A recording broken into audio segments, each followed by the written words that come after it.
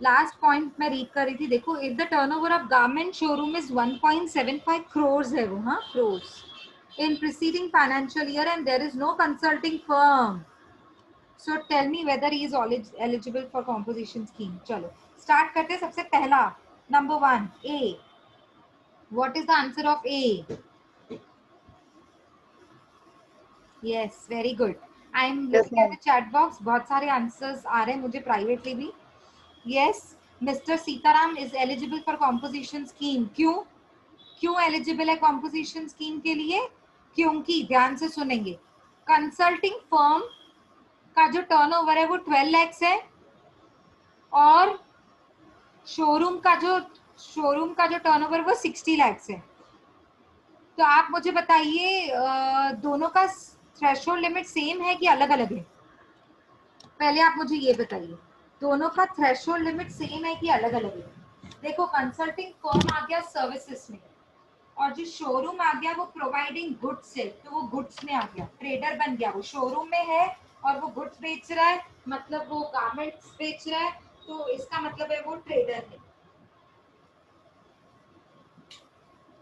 तो आप मुझे बताइए, एक तो मुझे आंसर बताइए, ट्रेडर का थ्रेशोल्ड लिमिट कितना होता है, और दूसरा आंसर बताइए कि जो सर्विस प्रोवाइड करते हैं उनका थ्रेशोल्ड लिमिट कितना होता है। चलो जल्दी आंसर्स दो। सर्विसेज का 50 lakhs होता है, very good, Aarti has answered me, very good. और ट्रेडर का कितना होता है? जो शोरूम में गारमेंट्स प्रोवाइड करते हैं, आपको बेच रहे हैं, उनके लिए थ्रेशोल्ड लिमिट क्या है? Yes, come on, be quick. Yes, यानी कि दोनों ही थ्रेशोल्ड लिमिट के अंदर है ना।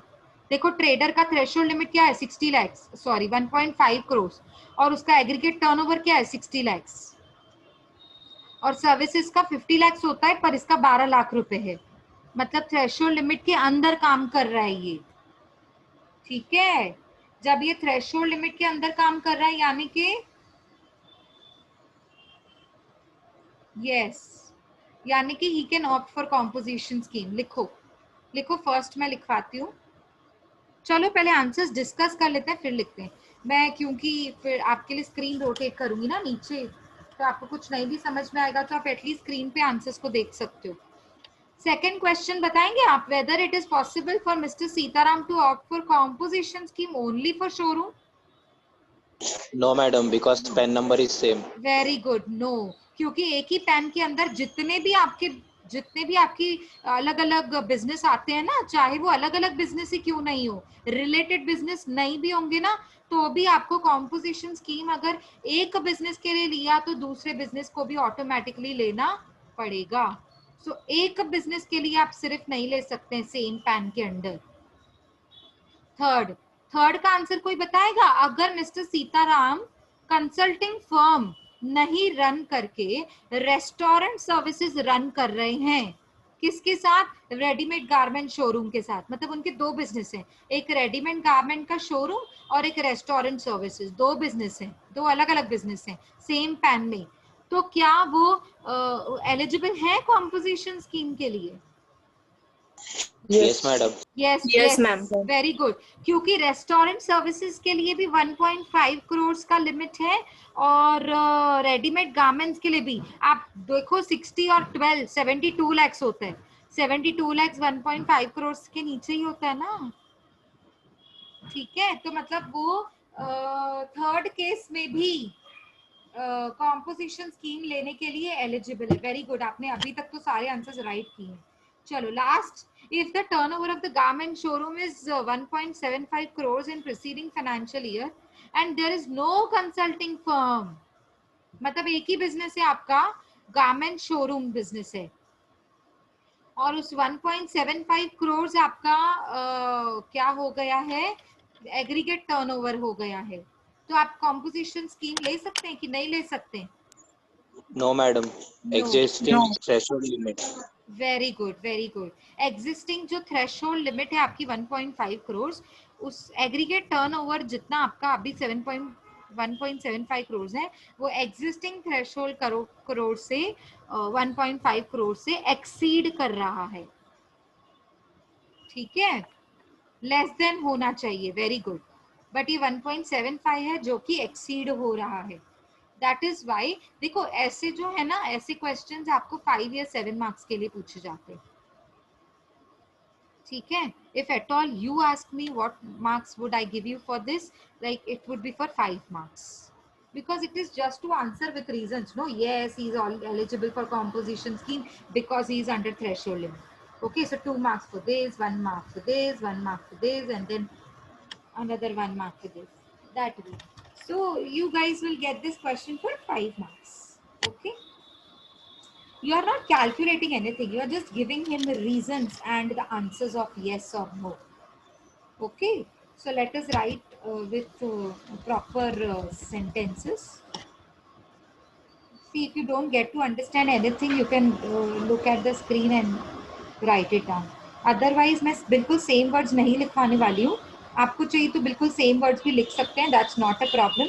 ये क्योंकि मैंने डॉक्यूमेंट ऐसे बनाया है सो दैट कोई स्टूडेंट अगर किसी बहुत बेसिक रीजन की वजह से नहीं अटेंड कर सकता है तो एटलीस्ट वो रिकॉर्डिंग सुन के या फिर समहाउ, ये मैं शेयर ही करने वाली हूँ आपको ये पूरा डॉक्यूमेंट खत्म हो जाने के बाद, तो एटलीस्ट वो डॉक्यूमेंट पढ़ के तो समझ ही सकते हैं जिन्होंने सॉल्व नहीं किए। पर मैं आप सबसे एक्सपेक्ट कर रही हूँ जो आप क्लास में हैं, प्रेजेंट हैं, वो सारे लिख रहे हैं, बिकॉज लिखना इज वेरी इंपॉर्टेंट, सबको सॉल्व करना इज वेरी इंपॉर्टेंट, ठीक है।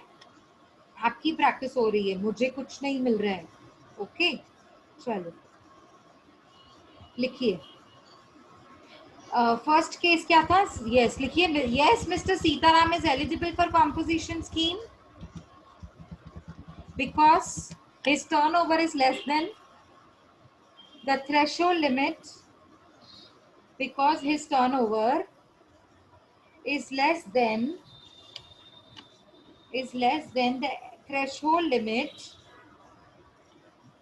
of 1.5 crores for showroom, 1.5 crores for showroom, and rupees 50 lakhs for consulting firm,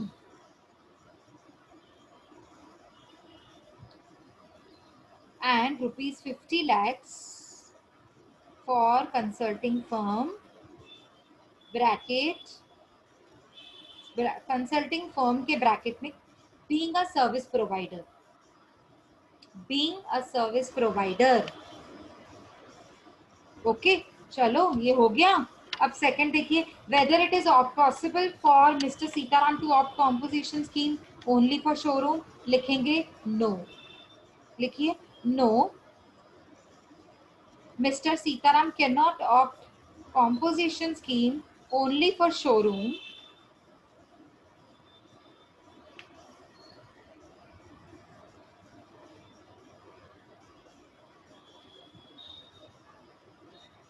because under same pan,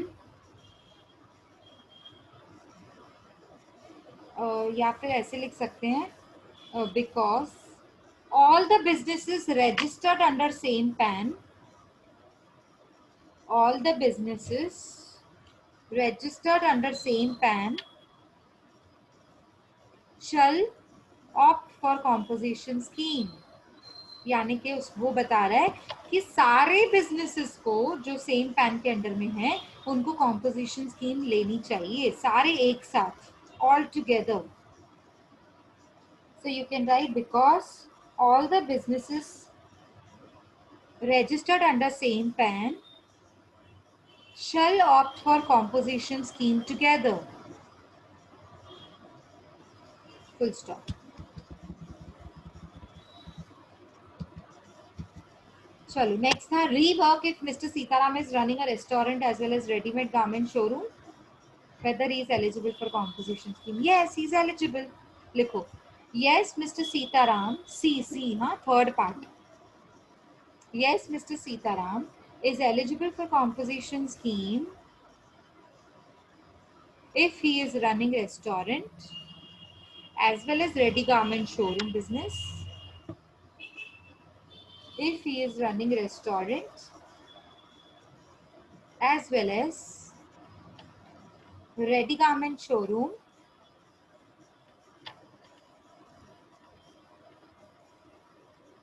because his aggregate turnover is 72 lakhs, 60 and 12, हाँ 60 था आपका showroom का और 12 था आपका रेस्टोरेंट का.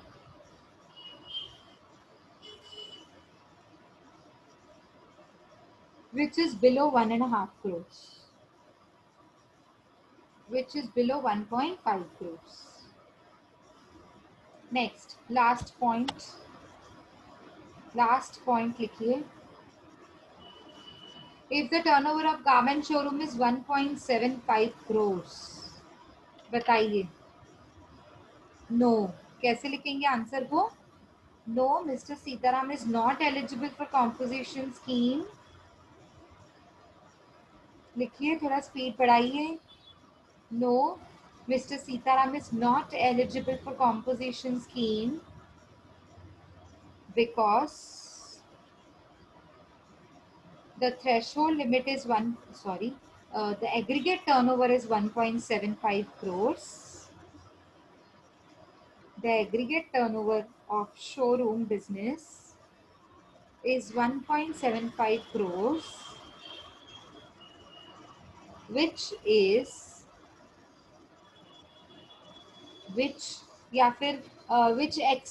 the threshold limit,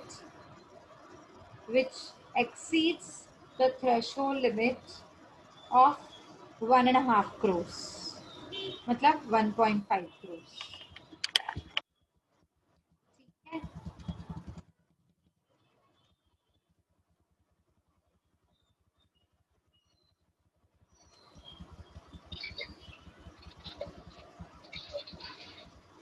चलो नेक्स्ट क्वेश्चन देखिए. Mr. Rahim is a dealer who is selling taxable goods, exempted goods, non-taxable goods. Example liquor. Non-taxable जो goods अभी जिन पे GST लग नहीं रही है, जैसे example liquor.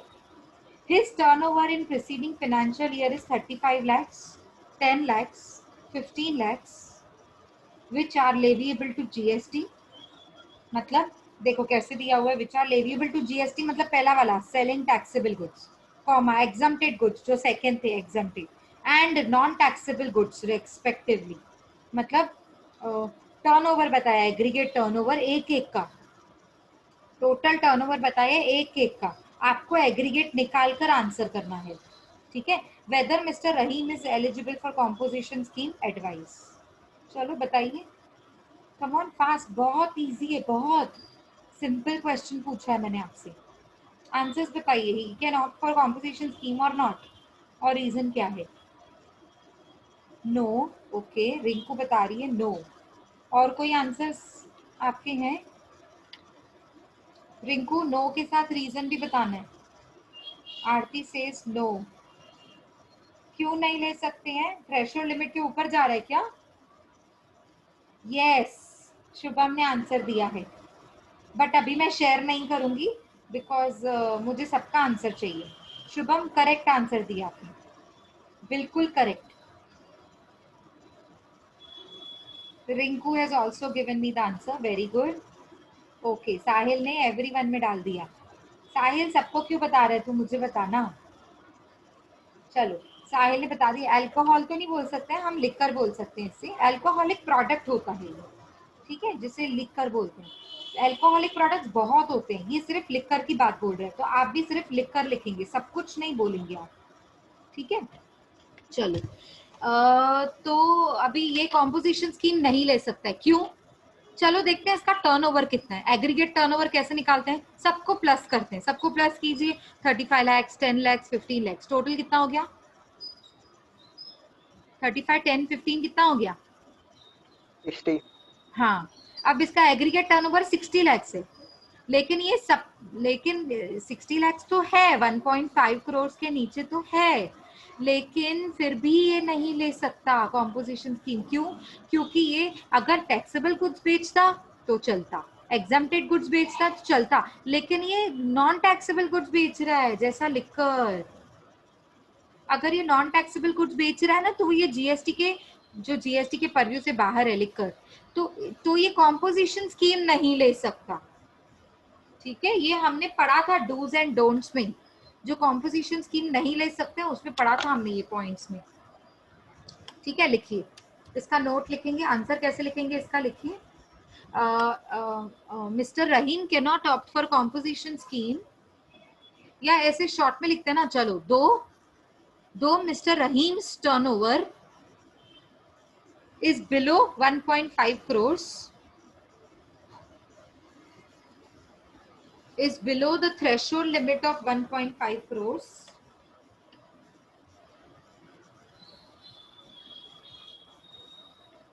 comma, still Mr. Rahim is still he is not eligible for composition scheme, still he is not eligible for composition scheme because, अब लिखेंगे इसका reason, because he is supplying non-taxable goods, that is liquor, because he is supplying non-taxable goods, that is liquor। हो गया, देखो कितना simple था, है ना। चलो अब मैं देखती हूँ ये आंसर कौन मुझे प्रॉपर कर पा रहा है। चलो, mister H registered in Hyderabad, next question. Mister H registered in Hyderabad, मतलब वो हैदराबाद में रहते हैं। Who is selling goods from registered in Hyderabad, और वो तेलंगाना से गुड्स को बेच रहे हैं। Telangana comes in Hyderabad only, I hope आपको ये पता होगा।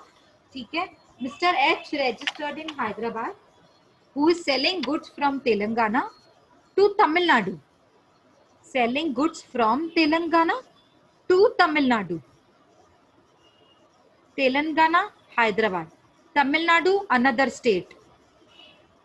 आई होप आप समझ रहे हैं, मैं हिंट्स देने की कोशिश कर रही हूँ। Turnover of Mr. H is 73 lakhs in preceding financial year, which is of course below the threshold limit of 1.5 crores. Now you advise me as to whether Mr. H is eligible for composition scheme. Yes, पहले इसका answer दीजिए। Sahil has already answered me, and that was right. Shubham, very good, correct answer. Priyanka, very good. आपने सिर्फ Priyanka reason लिखा है, हाँ या ना तो बताया ही नहीं है। यस हिमांशु, आपने सब एवरीवन कर दिया आंसर को। चलो कोई नहीं, वेरी गुड। जिन्होंने भी आंसर्स दिए कीप इट अप, करेक्ट जा रहे हैं आप लोग। हिंट को पकड़ लिया आपने मेरी। जीएस यहाँ पे कॉम्पोजिशन स्कीम नहीं ले सकते हैं बिकॉज इंटर स्टेट सप्लाई है। Very good. चलो पहला तो क्वेश्चन आपको आंसर देने आ गया, अभी दूसरा देखो कौन दे रहा है। Whether your answer will change if mister H is making purchase from Tamil Nadu and selling goods to Telangana. अब वो क्या बोल रहे हैं, आप परचेज कर रहे हैं तमिलनाडु से।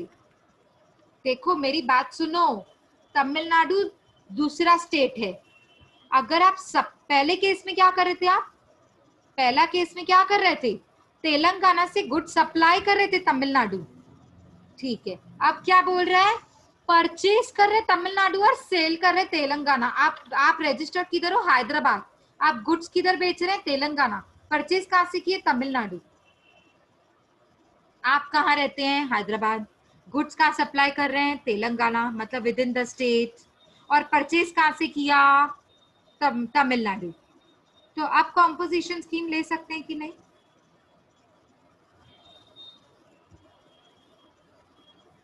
यश ओके, साहिल आपने गलत आंसर दिया, सॉरी, आप हार गए 1 करोड़ रुपए। ओके साहिल गलत आंसर है बेटा, यश बिल्कुल परफेक्ट आंसर दिया। कोई नहीं साहिल, मैं तो मजाक कर रही थी, आप सच में थोड़ी हार गए 1 करोड़ रुपए। यश जीत गया 5 करोड़ रुपए, अमिताभ बच्चन से जाके ले लेना।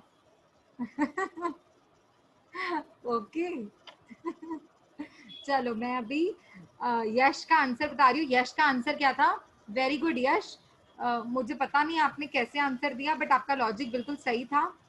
देखो मेरी बात सुनो सारे अभी, चलो be very keen to answer this. हाँ देखो, जब भी हम कॉम्पोजिशन स्कीम की बात करते हैं ना, कॉम्पोजिशन स्कीम, जब भी हम कॉम्पोजिशन स्कीम की बात करते हैं वो सप्लाई बोलता है, इंटरस्टेट सप्लाई नहीं करना है, आउटवर्ड सप्लाई नहीं करना है। इंटरस्टेट मतलब किसी और स्टेट में सप्लाई नहीं करना है। परचेज तो कर सकते हैं ना किसी और स्टेट से। कभी भी कॉम्पोजिशन स्कीम में ऐसा नहीं लिखा हुआ है कि अगर आप बाहर से परचेज करोगे किसी और स्टेट से तो कॉम्पोजिशन स्कीम नहीं ले सकते। ऐसा मैंने सिखाया क्या? सिखाया ही नहीं, ऐसा कुछ मैंने कभी बोला ही नहीं है। हमने डूज एंड डोंट्स पढ़े थे ना, मतलब हमने ये पढ़ा था ना, who can opt and who can not opt. Who can not opt में जितना मैंने लिखा है उतना ही है, कुछ एक्स्ट्रा नहीं है, उसके बाहर नहीं है।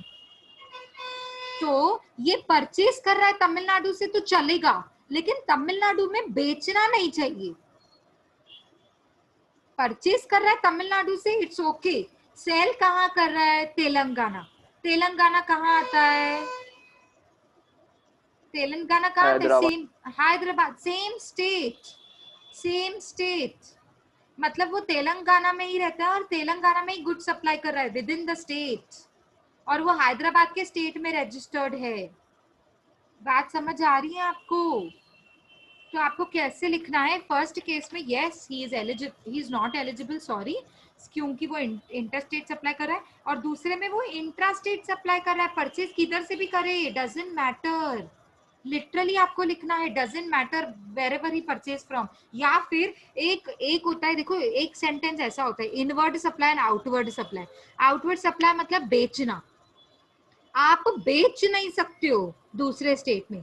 इनवर्ड सप्लाई मतलब खरीदना, आप खरीद तो सकते हो ना दूसरे स्टेट से। तो आपको चाहिए इनवर्ड एंड आउटवर्ड के फॉर्म में सेंटेंस को बनाओ, या तो चाहिए परचेज एंड सेल के फॉर्म में उसको। आपको जैसे देखो, मुझे वर्ड से मतलब नहीं है, मुझे आपने जिस तरीके से उसको आंसर किया है और आपका जो मीनिंग है ना, मुझे वो चाहिए। That's it. आपका आंसर राइट होना चाहिए। आप वर्ड्स कोई भी यूज करो, डजंट मैटर। ठीक है, चलो ठीक है, चलो आगे बढ़े। आगे बढ़े, इसका आंसर लिखने के लिए दो पार्ट्स में डिवाइड करेंगे, ए एंड बी। तो पहले लिखेंगे A, mister H is not eligible for composition scheme because he is making inward, sorry, because he is involve in interstate supply, या फिर involve in interstate outward supply. Outward means बेचना, बेच नहीं सकता है वो किसी और स्टेट में, खरीद तो सकता है ना। खरीदने के लिए तो कोई लिमिट, कोई कुछ नहीं बोल रहा है आपको। ठीक है, पहला लिख लिया आपने, अब दूसरा लिखेंगे बी। बी लिखिए, मिस्टर एच, ये मैं थोड़ा स्लो लिखवाती हूँ, ये थोड़ा न्यू है ना इसलिए। Mister H can opt for composition scheme in this case. Mr. H can opt for composition scheme in this case where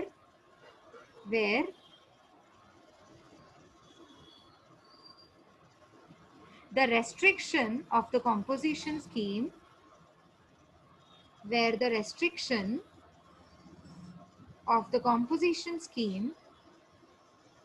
is not on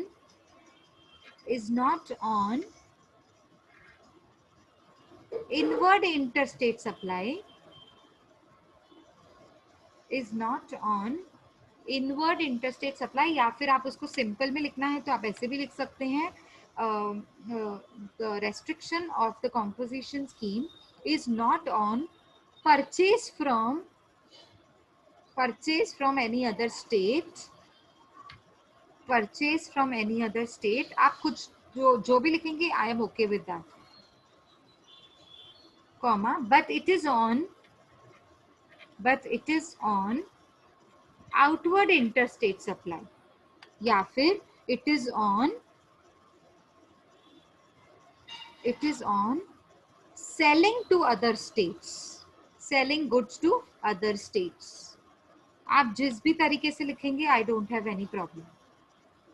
if you want, I can repeat once again. Mister H, in this case he can opt for composition scheme because where there is a restriction of composition scheme not on inward interstate supply but on outward interstate supply. ठीक है, समझ में आया? Composition scheme आपको restrictions डालता है बेचने के ऊपर, दूसरे स्टेट में बेच नहीं सकते हैं, लेकिन आपको परचेज करने के ऊपर कोई रेस्ट्रिक्शन नहीं डालता है कॉम्पोजिशन स्कीम। ठीक है, नेक्स्ट क्वेश्चन।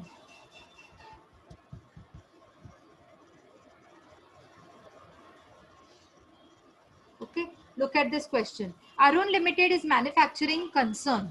अब ये कौन सी कंपनी है? मैन्युफैक्चरिंग कंसर्न है। ठीक है, मैन्युफैक्चरर्स हैं ये, ध्यान देना। और कहाँ पे है ये? Pune.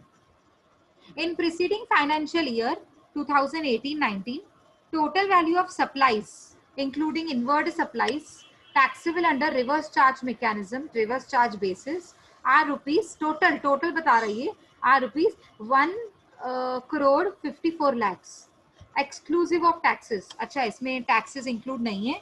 Determine whether Arun Limited is eligible to opt for composition scheme.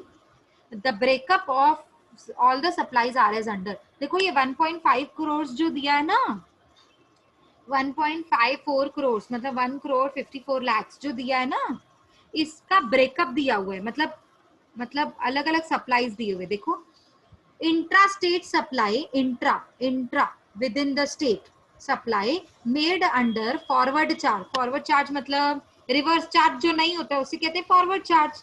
हमने डेफिनेशन की चैप्टर में पढ़ा है ये।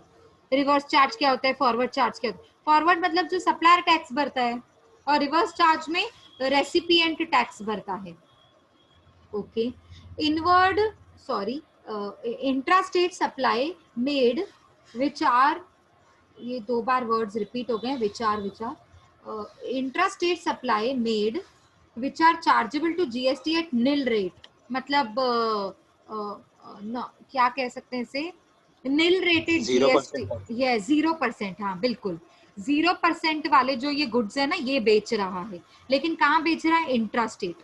तो चलेगा, हाँ दोनों चलेंगे। देखो, फॉरवर्ड वाला भी चलेगा, निल रेट वाला भी चलेगा।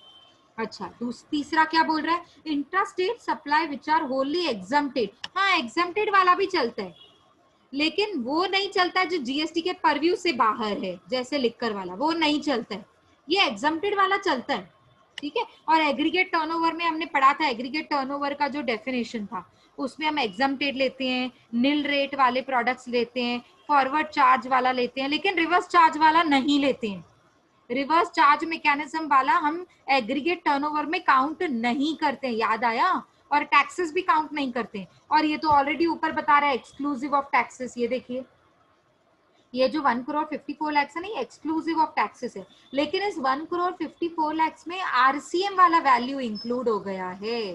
ये देखिए, value of inward supplies, inward मतलब खरीदा, जो मैंने गुड्स खरीदे थे उसके ऊपर मैंने टैक्स भरी थी, मतलब मैं रेसिपिएंट हूँ और मैंने टैक्स भरी थी, तभी तो आरसीएम होता है ना, तभी आरसीएम होता है, कॉमन सेंस है वो। ठीक है, तो 4 लाख रुपीज है उसकी वैल्यू। पर ध्यान दो, 1 करोड़ 54 lakhs के अंदर 4 lakhs इंक्लूड हो गया है, जबकि एग्रीगेट टर्नओवर क्या बोलता है आपको? एग्रीगेट टर्नओवर का डेफिनेशन बोलता है आप क्या क्या काउंट कर सकते हैं उसमें?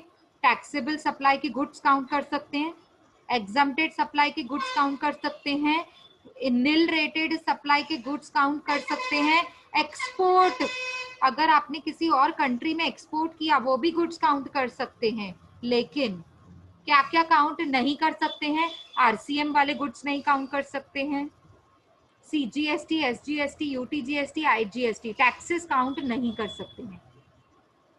तो अब यहाँ पे 1 करोड़ 50 लाख 4 lakhs में क्या गलत है जो काउंट हो गया है और मुझे निकालना पड़ेगा?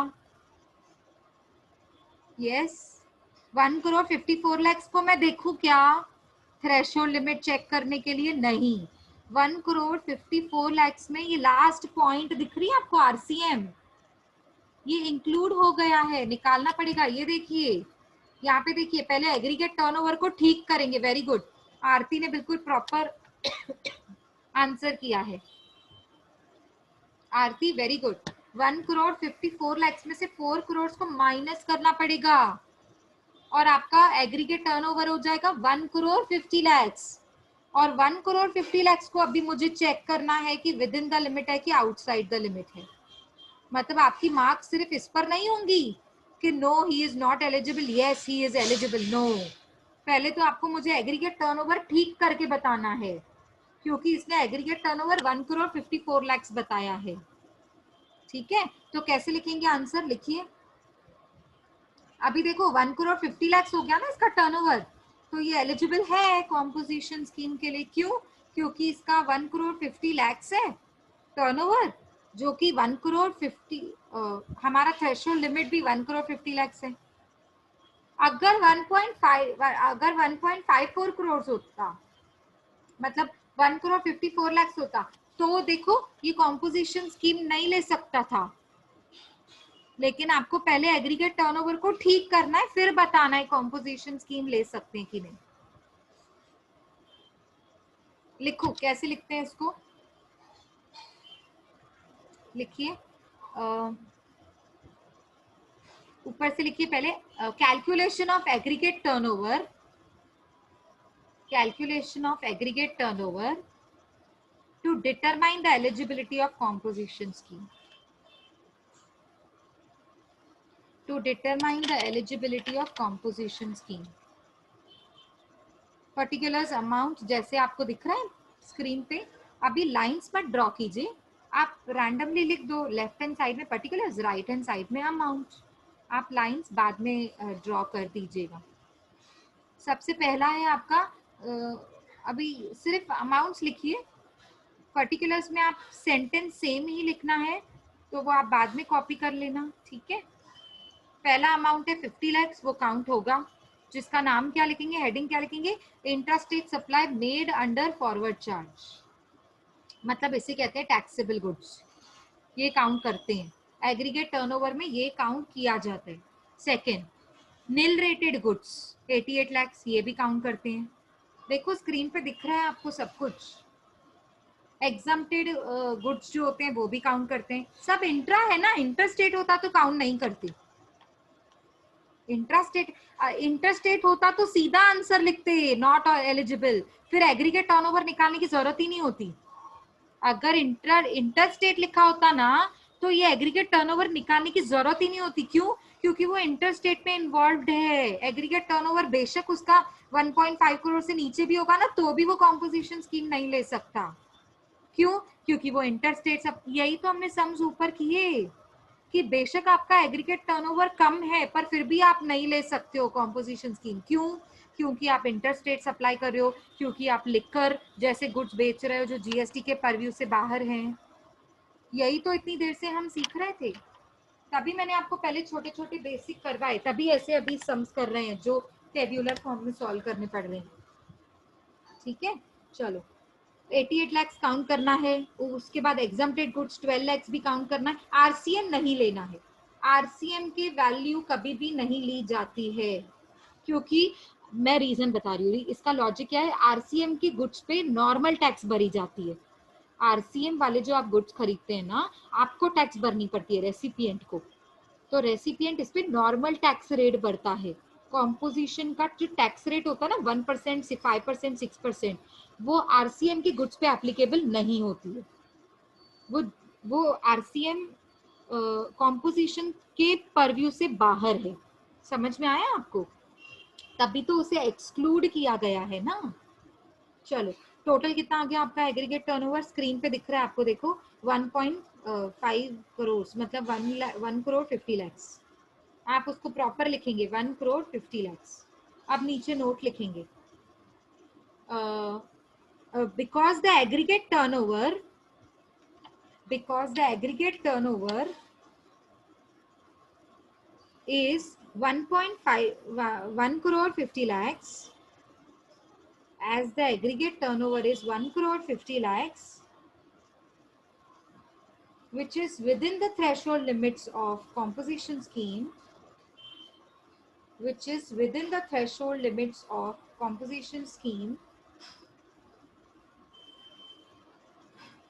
comma, Mr. Arun Limited, Messrs. Arun Limited is eligible to opt for such scheme. Messrs. Arun Limited is eligible to opt for such scheme. ठीक है, हो गया ये सबका. आगे देखते हैं. Less than 1 minute.